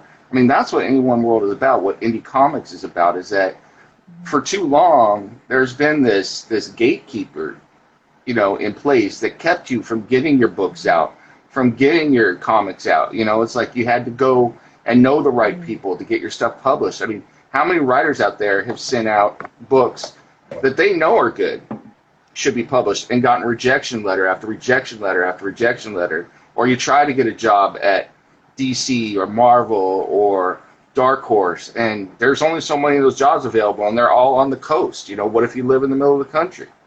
So Right. now the technology and everything has made it so that if you go out there and you do what you do the work that's needed to be done to get the project out. So you got to write it, first. You got to, that's on you.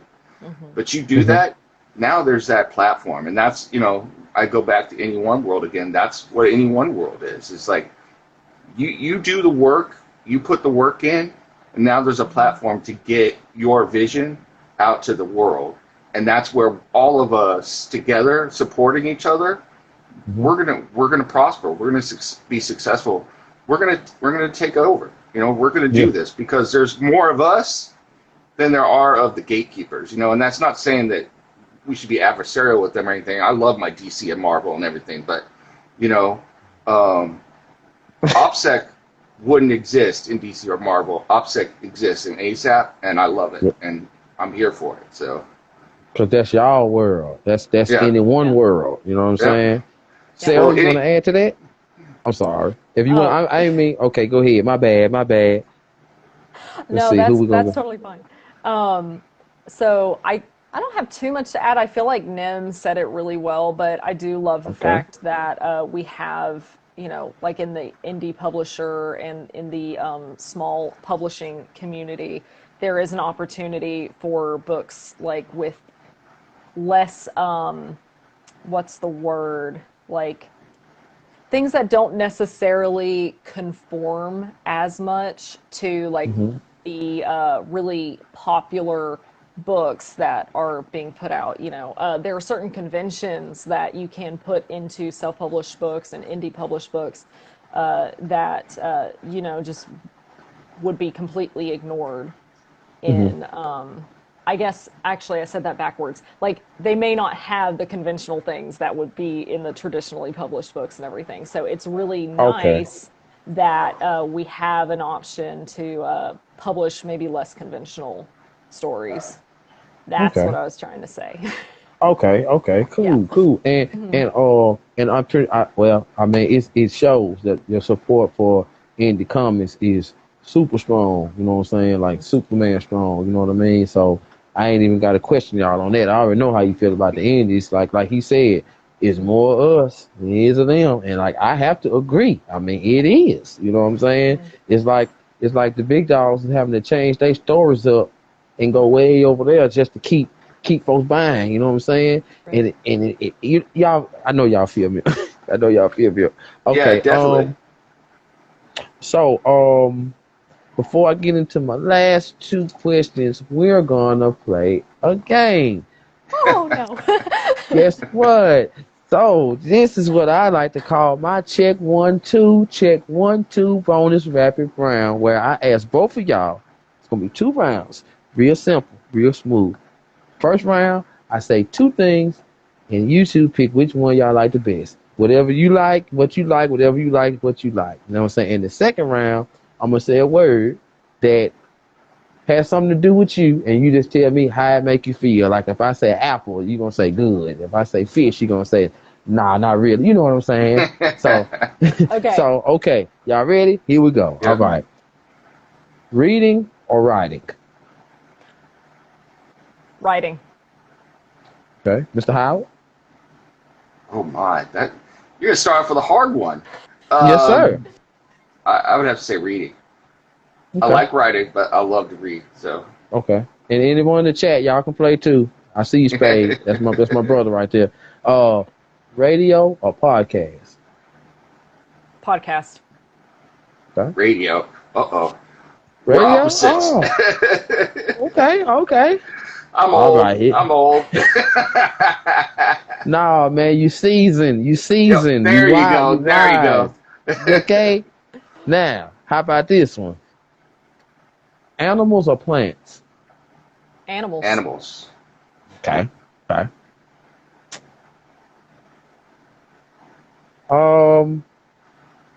Fishing or bird watching? Fishing. Okay. Yeah, I figured that would go like that. Okay. TV shows or movies? TV shows. Movies. Okay. Simple one. Night or day? Night. Okay. All right. We agree on something. You got me. I thought Sarah was gonna say day, but you got me on that one. I thought you might say day. All right, here we go. Okay, here go a real one right here. Typewriter or laptop? Laptop. I mean, hypothetically, typewriter. Realistically, laptop. Okay, all right, I cool. I lived through typewriter, man. I don't want to go back. I've always wanted to use one, Oh. Okay. just for 5 minutes. Okay. Now I might get a split on this one. Comics or novels? Novel.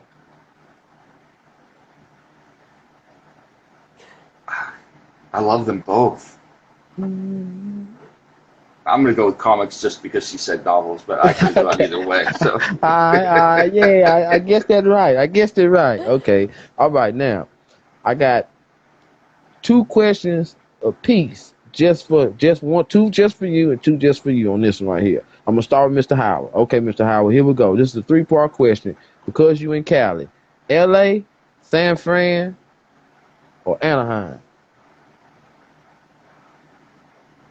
as far as which I prefer, Yeah. San Francisco. Okay. It's beautiful, absolutely beautiful. Sarah, for you, Memphis, Nashville, or Knoxville? Knoxville. Okay. All right. Cool. Howard, this is a special one right here. Karate Kid or Cobra Kai? Cobra Kai. Okay. Cobra Kai. Sarah, drawing or editing? Ooh. No. That's the hardest one you've asked. Oh, drawing.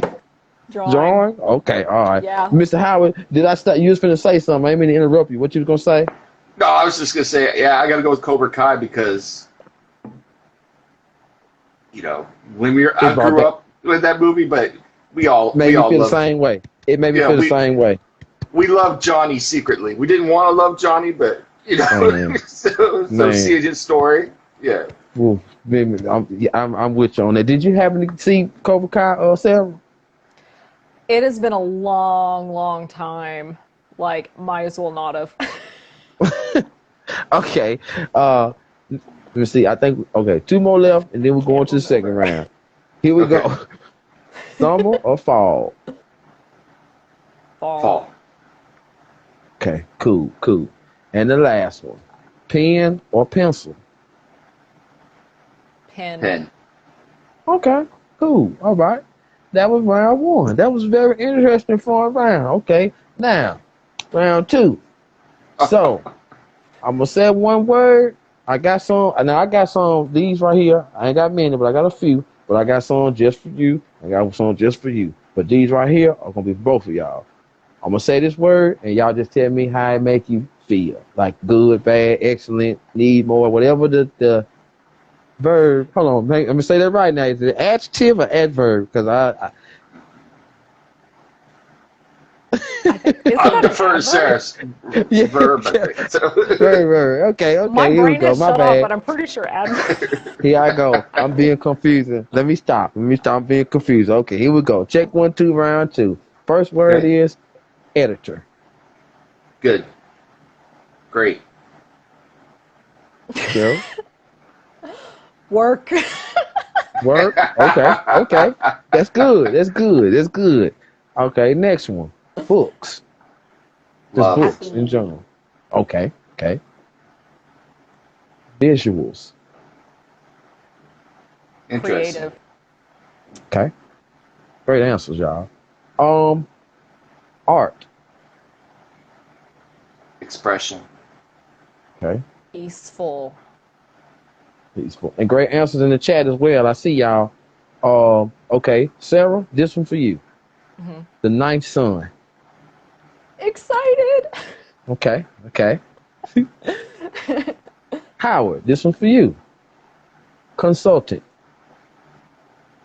Work. All right. Sarah. Tales of POV. Very excited. Very excited. Okay. Yeah. Mr. Howard, Tales of Level 8. Can I put an evil laugh in here? Bring it on. Bring it on. Oh man, you hit me. You hit me right there, man. Okay.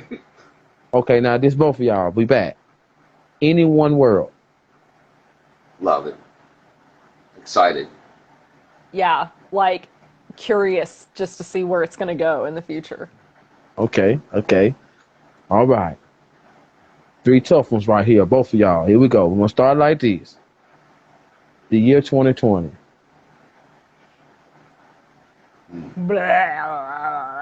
Good. That's a good answer. Yeah. What about you, Mr. Howard? I feel the same way. Challenging. Yes. Loss. Sad. Yes. And I also want to just right quick, you know what I'm saying, or halt right quick. 2020 also, even though we had so much terrible stuff go on, it did bring out talents that some folks didn't know that they had. It made Yes. people, you know what I'm saying, like it made people like, okay, you stuck in the house, you can't go nowhere, and then next thing you know, whether they doing exercising or whether they doing cooking things or whether they, Yep. you know, just doing positive stuff on here talking and that, and they still doing it a year later, almost 2 years later. So I just wanted to add that in also. Yep. So Yes, both of y'all was right. definitely. So yeah, y'all right. And Cool. like ASAP said, birth of ASAP. Can't forget that. Hooah. Birth of, Yes. hurrah. Yes. Very good. Mm-hmm. Okay. 2021. Rebirth. Yes. I'd say the same. It's 2020 and 2021 have been my 2 best creative years ever. Okay. And 2022. Hopeful. Sky's the limit. Sky's the limit. Okay. Now, this one just for you, Howard. Okay. OPSEC.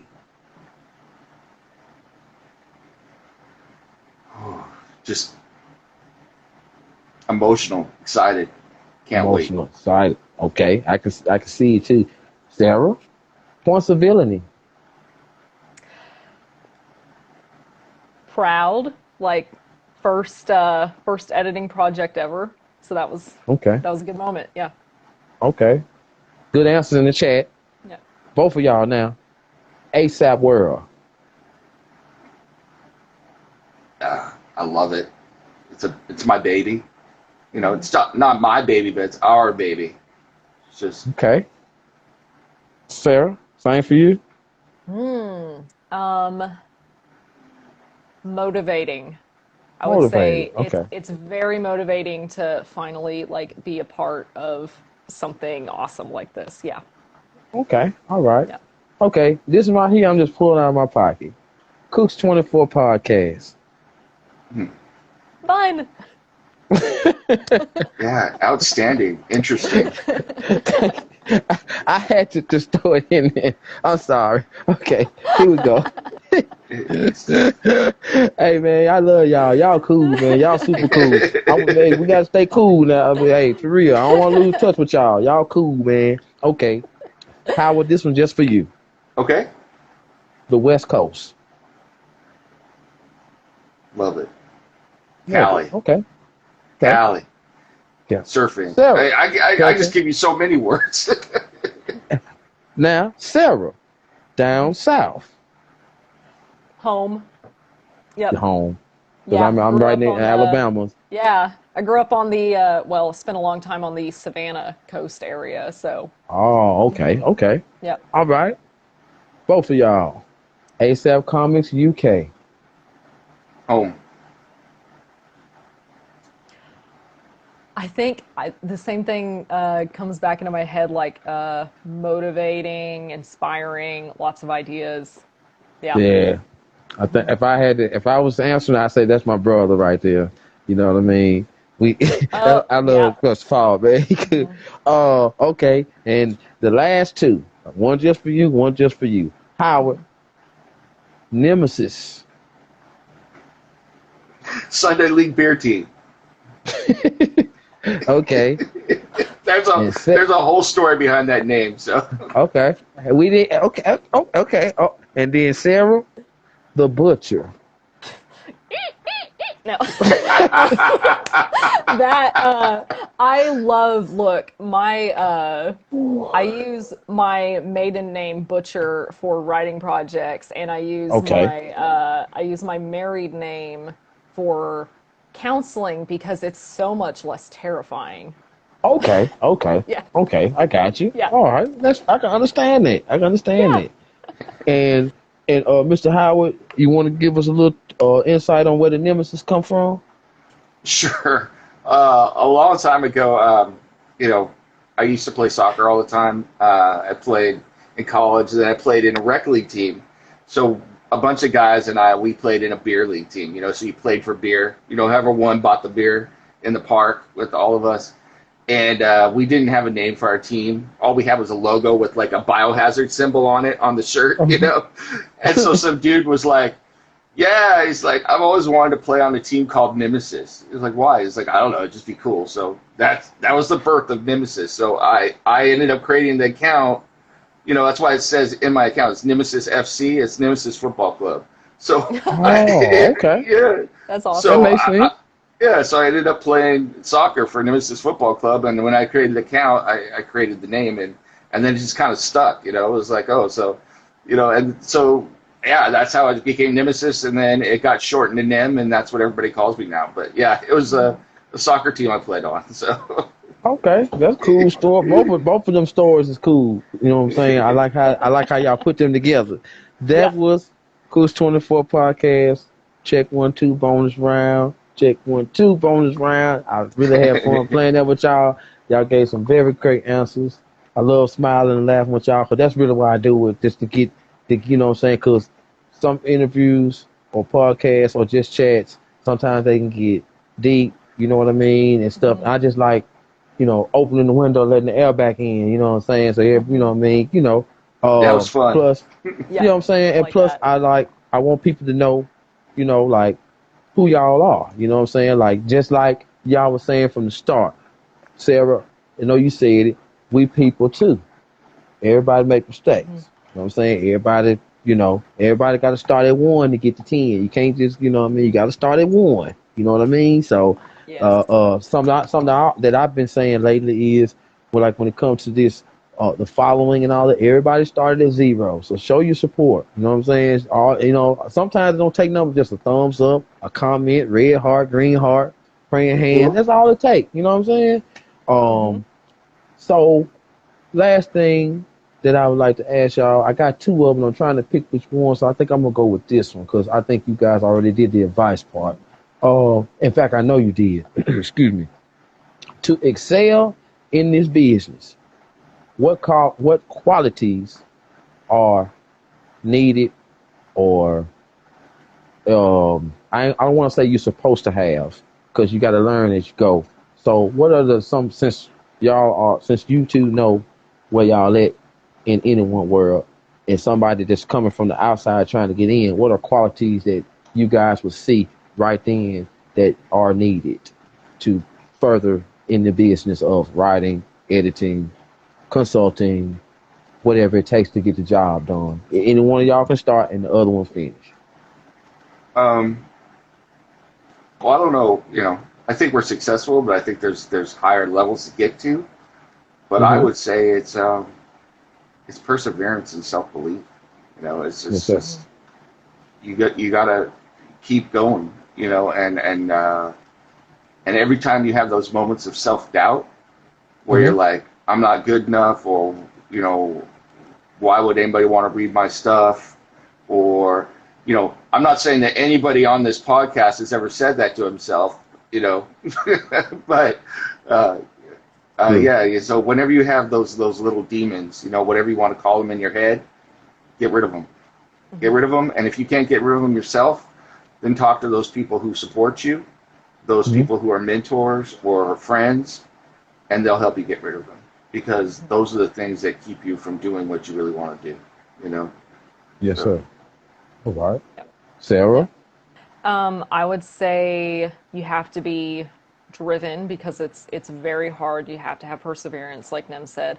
You need to have confidence, but also humility. But I think with that, it's very important to have self-compassion because when you say pass off your stuff to be edited or to get feedback and everything, you have to have compassion for yourself when you inevitably get negative feedback Mm-hmm. or like constructive criticism and everything. It takes a thick skin, and it also takes being okay with the fact that you've made mistakes, and there's absolutely nothing wrong with that. Okay. I Cool. think Cool. I guess I would just add with that, to add to that is like, Sarah mentioned it earlier, which is humility, Mm-hmm. and I think that's really important, and a good sense of humor. Mm-hmm. Yeah. Um, Mm-hmm. Yes. Sarah, Sarah and Lori and Paul know me. I tend to make fun of stuff all the time. I'm very sarcastic and everything, but Mm-hmm. I Mm-hmm. think um, it's good to do that a lot to try and keep things light, to keep things going. So and I mean, it's just my personality anyway. Um, but yeah, having a sense of humor, roll with the punches, and be humble. Mm-hmm. Yes, sir. Because with every mountain, you're going to have a valley. There's going to be hard times. So Yep. Mm-hmm. and 2020 is a perfect example. It's like uh, ASAP was, just speaking for ASAP, I know that Paul and everybody, they had plans, and then um, COVID came along and forced them to change up the whole thing and do something different. So how Yeah. easy would it have been to give up? Right. How easy would it have been? Didn't. Absolutely. So, The part that amazed me the most, now that I know people and know people, is like how everybody is everywhere. You know what I'm saying? Like, Mm-hmm.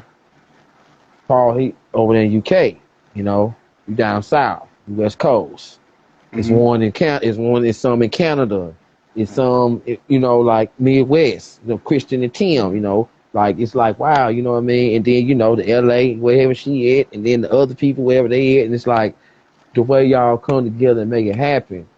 You know what I mean? Because like in my Mm-hmm. head, I'm pretty basic. I'm seeing everybody coming to the office and doing, how, Mm-hmm. TV stuff. You know what I'm saying? And then I'm like, yo, it ain't like that for real. Like you put your head in the game, press the pedal to the metal. Be serious about what you're doing. Do your research. You know what I'm saying? Do your research. You know what I'm saying? Do your proofreading. Do your, going back and checking the commas and all that. You know what I mean? Having Yep. communication, accepting, having humility, accepting the ugly truth for the benefit of the good, not as a diss. You know what I'm saying? absolutely.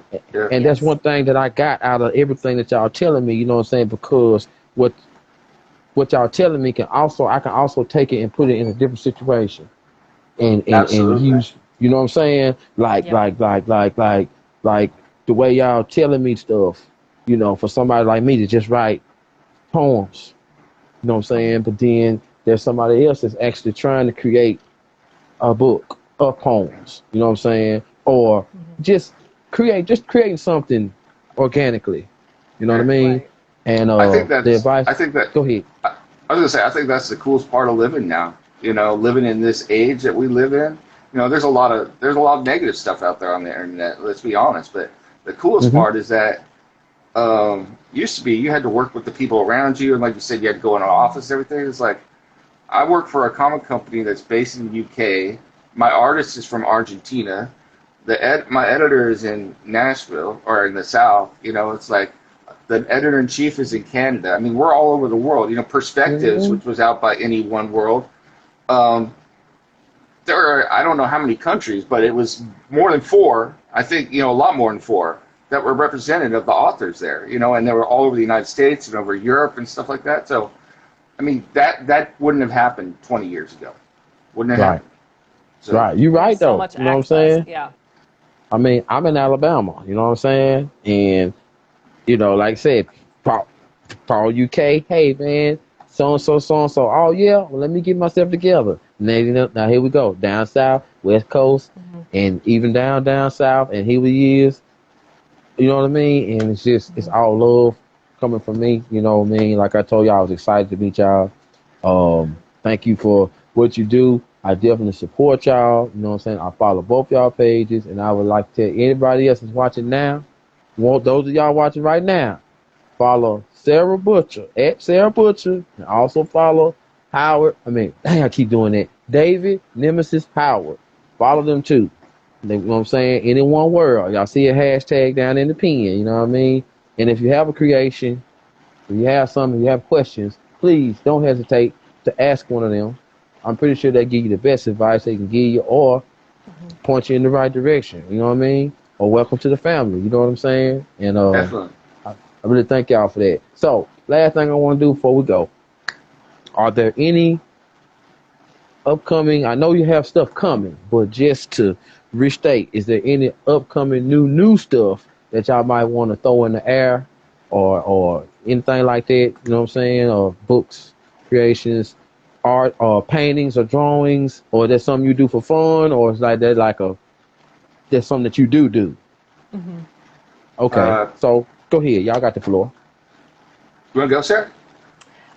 Sure, I can go. Trying to think. I'm gonna work on some artwork probably for the Patreon of gonna do something of Heather Moore that hopefully will Okay, go up on the Patreon in a little bit. okay, okay. And let me see. Personally, I'm hoping to start pitching my personal project to agents in the middle of 2022. So Oh, very excited okay. about that. Yeah, Oh yeah. so Huh? other than that, I'm trying to truck on through with Heather Moore. So, Okay, okay. yep. And Mr. Howard? Um, well, the long game is in the which is my novel for Any One World, is in the final stages, Mm-hmm. and I would say if you like stuff that mystery thrillers that have demons behind everything going on, check it out. That's coming Yep. soon. Um, Yep. we also have the Level 8 book coming out, the Offset book.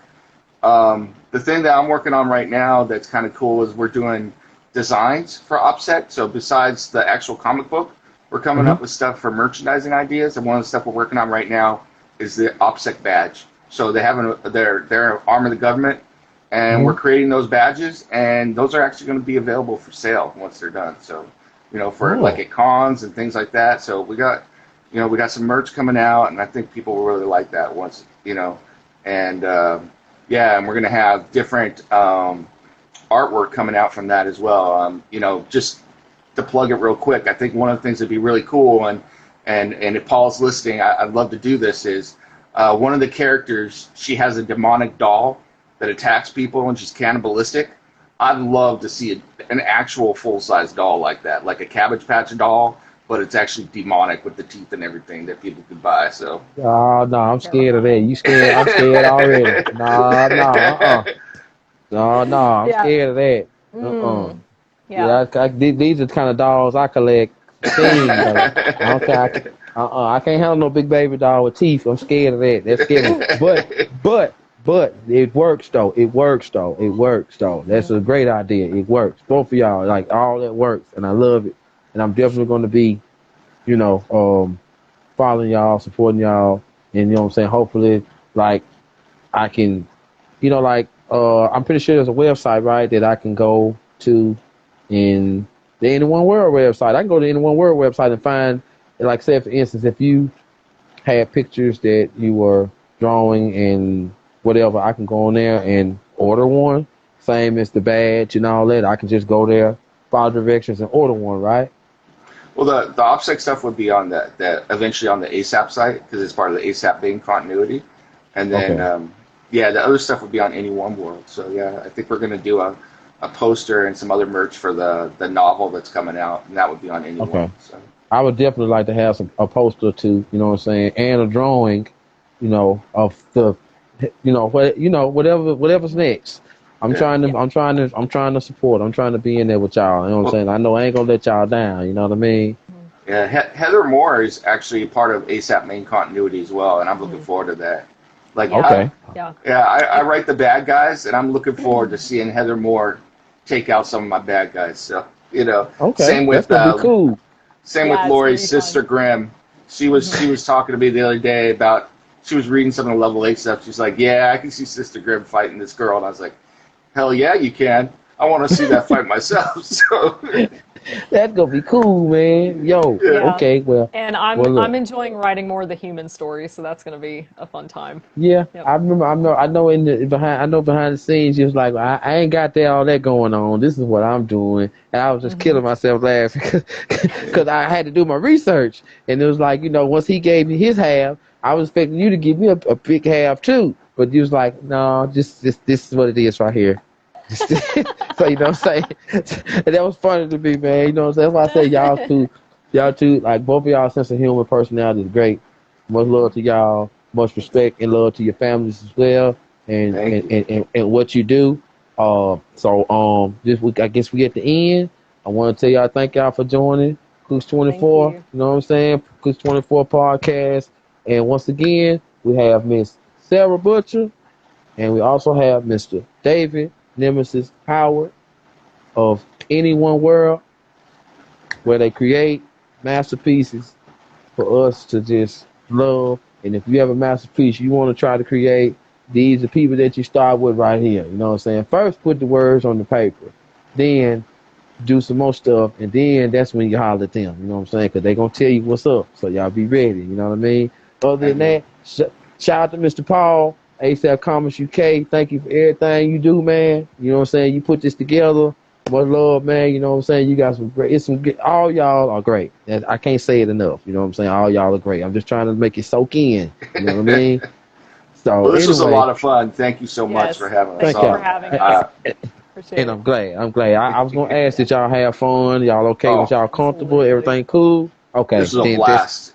So Yeah. cool. awesome. Yep. Now the only thing I ask is, let's say, Lord will, the middle of 2022, when the books is out and everything going, we can do a part two, and we can Oh talk and we yeah. can recap on what's going on then. You know what I'm saying? So other than that, and plus, Goes Hmm. goes without go saying. ahead. Absolutely. So All for Okay, it. cool. absolutely.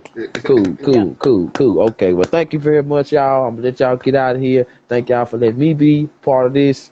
Us talk. Everybody know who y'all is. Gonna continue knowing who y'all is, and I wish y'all the best in what y'all do forever.